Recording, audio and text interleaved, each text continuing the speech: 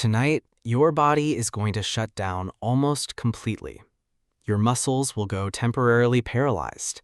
Your eyes will start darting around behind closed lids like you're watching something only you can see.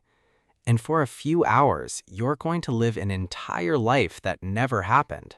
Star in it, direct it, feel every second of it, and then forget almost all of it by breakfast. That happens to you tonight, most nights. And you've probably never once stopped to ask how strange that actually is. Welcome back. I'm Nexa, and today we're going deep into one of the strangest mysteries sitting inside your own skull. Why does your brain build an entire world while your body lies completely still? Stay till the end because you might actually find out why you dream, especially that one dream, the one from a few nights ago you still haven't been able to shake. Because, be honest, you've had one, a dream so vivid it followed you into your whole morning. Maybe someone you lost showed up, and for a few seconds after waking up, it didn't feel like a dream at all. It felt like a visit. Or the opposite, a nightmare so specific you woke up checking if it was real. And the strangest part isn't that it happened, it's that you have no idea why your brain chose to show you that specifically on that night out of every night it could have picked. Here's the truth. There's a reason. Your brain doesn't waste that much energy on nothing. Every night, your brainstem sends out a signal called muscle atonia, and your major muscles go temporarily offline. Not because your brain is shutting your body down, but because it's locking the door while the movie keeps running inside your head. At the same time, your visual system lights up, generating full scenes even though your eyes are closed. Your emotions spike. Your memory starts pulling in faces, places, fragments of your actual life, and handing them to you as reality. That's why a dream doesn't feel like you're watching a movie, it feels like you're inside one.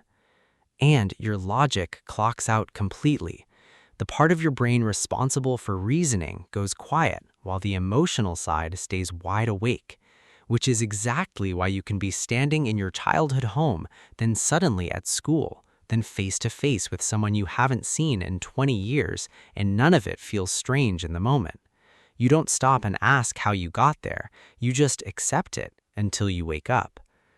So that's the machine. A body on lockdown, a brain generating its own reality, logic switched off. But a machine doesn't explain why it picked that face, that place, that person out of your entire life. For that, we need to go back further. The ancient Egyptians were convinced dreams were mail from the gods, not metaphorically, literally delivered while you slept. They built entire temples for it, and people would travel there just to lie down and wait, hoping a message would arrive while they were unconscious. In the morning, trained interpreters sat with them and decoded what the gods had supposedly said. To the Egyptians, ignoring a dream meant ignoring the gods themselves. A dream was never random. It was mail with your name on it. Then, Sigmund Freud ripped that idea out of the temple and put it back inside you. No gods, no messages from anywhere else, just you and the parts of yourself you keep locked up all day. Freud believed every desire you swallowed, every fear you didn't say out loud, finds a crack to escape through at night, disguised so well your conscious mind doesn't even flinch. So that face that showed up in your dream last week, Freud would tell you it wasn't random. Something in you called them back. Carl Jung heard that and raised the stakes even higher. He didn't think a dream was only telling you about you. He noticed the same images turning up in dreams from people and cultures that had never once spoken to each other. The hero, the shadow, the wise old guide. He called them archetypes. And to Jung, they weren't personal property.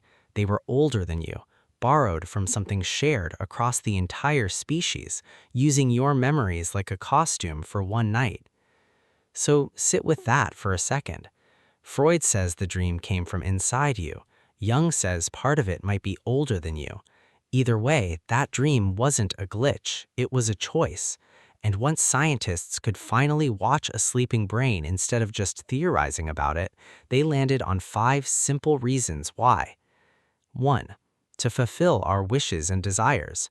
Whatever you can't say or act on while you're awake, your dream lets you live it anyway. Ever had a dream where you finally told someone off or got the apology you never got in real life? That's not your brain being dramatic, that's your brain giving you something reality wouldn't. 2. To forget. This happens mainly during REM sleep when your brain prunes out weaker, less useful connections, clearing space the same way you'd empty a phone that's almost full. It's not just showing you things, it's deciding what's worth keeping and what needs to go. 3. To keep the brain working. This is called continual activation theory. Hours of total darkness and stillness is dangerous for something built to run on constant input. So instead of going quiet, your brain generates its own material just to stay switched on through the night. 4. To heal. Deep sleep is when your body repairs itself hardest. Muscle, tissue, your immune system, and your dreaming brain runs alongside all of that, working through the day's stress instead of letting it sit there and rot. 5. To solve problems. Sometimes the best solution to our problems is to sleep on it. Freed from logic, your brain connects ideas that have no business being connected while you're conscious, and somehow lands on the answer anyway. You've done this. Gone to bed stuck. Woken up just knowing. 5 reasons. But here's the part that actually changes how you should think about last night. It's not 5 separate answers happening on different nights. It's one machine running all 5 at once, deciding what to show you out of everything you've ever felt. That face that showed up wasn't your brain being sentimental by accident. Out of your entire life, your brain decided that memory was the one worth opening tonight.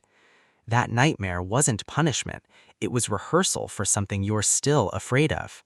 Nothing in a dream is arbitrary, not even the parts that feel completely insane while you're inside them. Which means whatever you saw last night wasn't nothing. It was your own mind quietly telling you exactly what it's still working through. So tonight, when you close your eyes, remember this.